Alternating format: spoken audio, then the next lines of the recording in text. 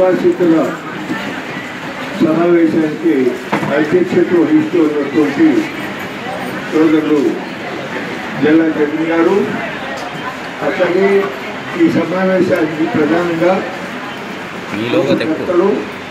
గౌరవ శాసనమండలి సభ్యులు రుద్రరాజు గారు, మహాదేవ్ గారు, రమణమూర్తి గారు, అట్లాగే ఇతర పెద్దలు ఈ కార్యక్రమంలో పాల్గొంటూ ఉన్నటువంటి సోదరులు సోదరిమణులు, మీడియా నుంచి స్నేహితులారా, ముందుగా ఈరోజు సోదరులు రఘురాజు గారిని అట్లాగే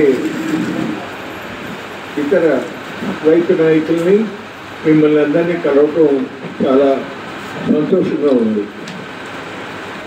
ఇక్కడ చాలా ప్రధానమైనటువంటి సమస్య, వందల కుటుంబాలు, ఎస్సీలు, ఎస్టీలు, బీసీలు, బలహీన వర్గాలకు చెందినటువంటి వారి యొక్క సాగు చేసుకునేటటువంటి భూమి, ప్రభుత్వం ఇచ్చినటువంటి సాగు భూమిని జిందాల్ అల్యూమినియం ఫ్యాక్టరీ కోసం తీసుకోవడం జరిగింది.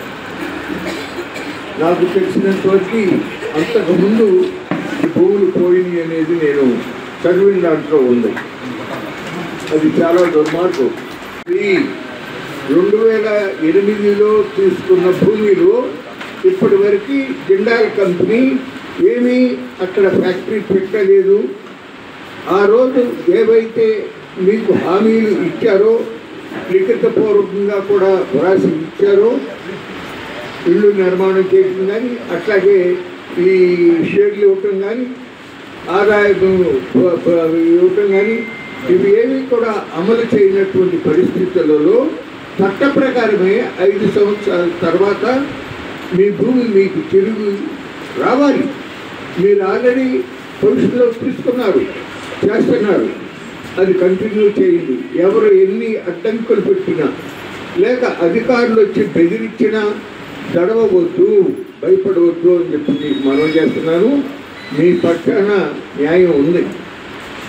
నేను మరి సత్యప్రసాద్ గారు తయారు చేశారో, జోగినాథ్ గారు తయారు చేశారో కానీ దాదాపు 44 పేజీల పిటిషన్, దాంట్లో ప్రతి వాక్యము చదివాను.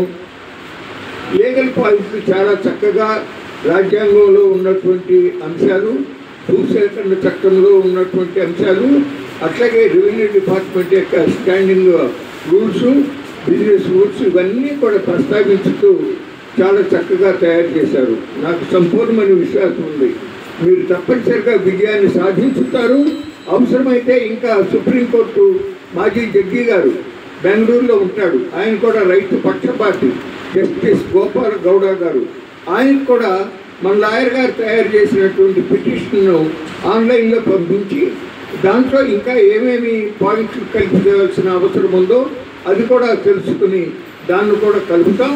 నేను రివ్యూలో ఉంటా తరచుగా 2-3 రోజులకు ఒకసారి మా రైతు సంఘాల సమన్వయ సమితి సమావేశాలకి వాటికి వెళ్ళాల్సి వస్తూ ఉంటుంది బెదవాడ.